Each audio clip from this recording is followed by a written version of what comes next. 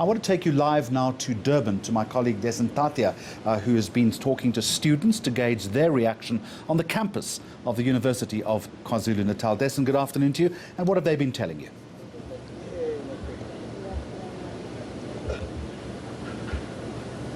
Well, Jeremy, this debate seems to have spread beyond Parliament and social media as well. We've seen a number of views expressed there, some division, if I could call it that. Many conversations sparked around this concept of being African, this concept of African leaders being undermined in positions, and it's a conversation that has been continuing here among students, which is largely the next generation of leaders that will come from institutions like this one. We're at the University of KwaZulu-Natal. Now, I'll bring some of them into this conversation with us. I've got Konke here with me, as well as Quinton, and another gentleman who's just joined us now. Konke, we're talking about this issue of race. You know that there's been a lot of discussion over Shivambu's comments talking about Momoniat and, in his words, undermining African leaders. Firstly, this issue of race always seems to creep into politics. Does it have a place there?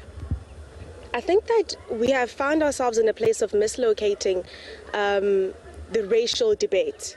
Now, first of all, we note that in many instances, a lot of people don't know when they become oppressors or when they're becoming oppressed. And when we start defining ourselves as South Africans and the exclusion of other races, we're going to find ourselves in a position whereby it's a racial war and a racial debate as opposed to changing policy. We're busy debating which race should get into positions, but what point is it if the person in that position is still an oppressor of other black people? And so we need to look into the dynamics of our South Africans and to say that in Durban, you note that maybe black people think that the oppressor is Indian. In Gauteng, the oppressor is an Afrikaner man. Let's have those conversations. It's very important because when we have the conversation, we're on the road to actually unpacking what is really oppressing us as black people and how can we get more black people into senior positions, because that is very important so that we start addressing the oppressive elements that the country has experienced.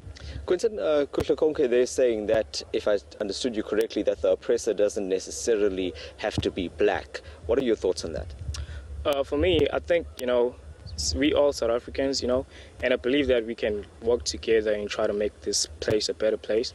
It doesn't really matter where you're coming from, whether you're Indian, whether you're black, it doesn't matter.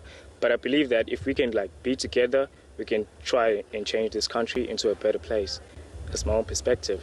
And you say you've just joined us. Your name, please?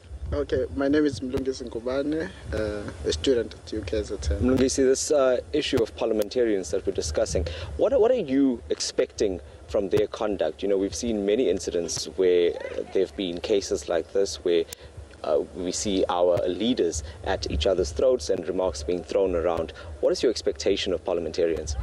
Well, the first thing I would say is that since the topic was incited by Floyd Shivambu, I would say since they call themselves a Fanonian movement, I would say Fanon makes a clear point that there's no black mission and there's no white burden. So in a way, he's trying to explain that the issue of race does not really matter. So one would expect that EFF would understand that very clearly. And the other thing is that we must acknowledge that migration has been a historical phenomenon. I would make reference to different eras. I would go back to the 14th centuries. Even here in Africa, if you think of a place like Kilawa, the first century, in fact, it is even documented from by the Greeks, by the way, that there was some form of trade. So migration is just a form of historical phenomena. And just to make or add more, Floyd Shivambu is used to this attitude. You would remember that last year he refused now Deputy Public Protector to be the Public Protector on the basis that he was not born from South Africa. But if you were to check even the genealogy of Floyd Shivambu himself, you would see that he did admit that he's not a South African. So should we say he's not a South African on the basis of his claims that he just made, that someone is not an African enough? And also to say an African is someone who's black, that also would be flawed because you'd go to Australia, Aboriginals. Okay, fine. That was my next point as well, Konke. This concept of being African, it's something that's also come to the fore now after this incident. What is your definition of African? I think that when we're trying to define Africanism, I think you look at maybe movies such as the Black Panther. the albino identity was, the people living with albinism were excluded from that black identity. And so if we keep on identifying with blackness to the color of our skin, we'll actually start misappropriating who we really are. Because we do find white people who identify with African cultures more. Umuntu onobizo, you know. And so what does it really mean to be African? And we need to go back into the ways in which we treat each other, ubuntu. And that, I think, will start merging ourselves, because we live in a racialized country. How do we tolerate each other, not even tolerate, but understand our diversity? Thanks so much, Kruger Konke. Thank you, gentlemen, as well. Jeremy, you're listening to some of those views coming from students here, talking about what being African means, as well as what they expect from parliamentarians.